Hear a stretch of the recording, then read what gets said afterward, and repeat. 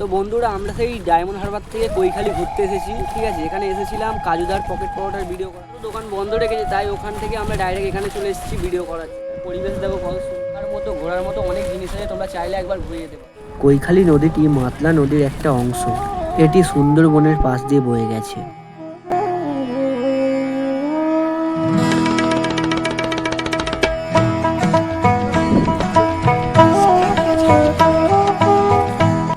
নদীটি মাছ ও নৌকা বিহারের জন্য খুব পরিচিত।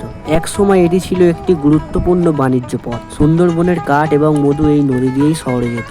দ্বিতীয় বিশ্বযুদ্ধের সময় এই নদীটি মিত্র শক্তি নৌ চলাচলের জন্য ব্যবহৃত হয়েছিল। এই নদীটি সুন্দরবনের একেবারে কোল ঘেঁষে বয়ে গেছে, তাই এখানে প্রায় বাঘ দেখা যায়। স্থানীয়দের মতে নদীতে নাকি কুমিরও আছে। মাতলা নদী সুন্দরবনের জীবনরেখা। মাতলা নদীতে প্রচুর মাছ পাওয়া যায়, যা স্থানীয় জেলেদের জীবিকা নির্বাহের প্রধান উৎস। চলুন এই নদীটির পুরোটা ভিউস আপনাদেরকে দেখাই।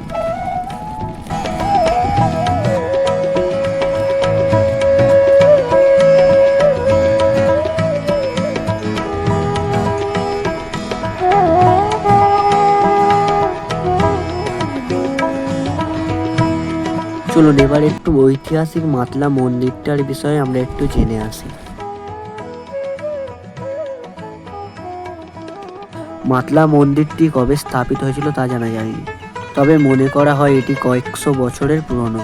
এখানে টেরাকোটার কাজ ও কারুকার্য দেখা যায়। চলুন এটার ভিউজ দেখাই আপনাদের।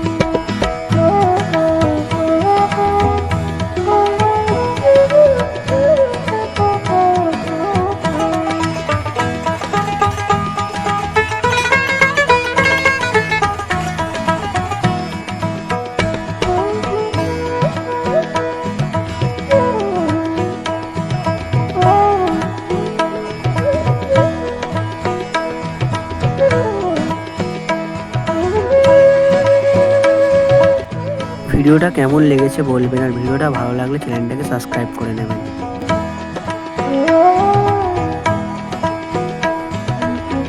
তো প্রিয় দর্শক বন্ধুরা, ভিডিওটা ভালো লাগলে চ্যানেলটাকে সাবস্ক্রাইব করে নিন।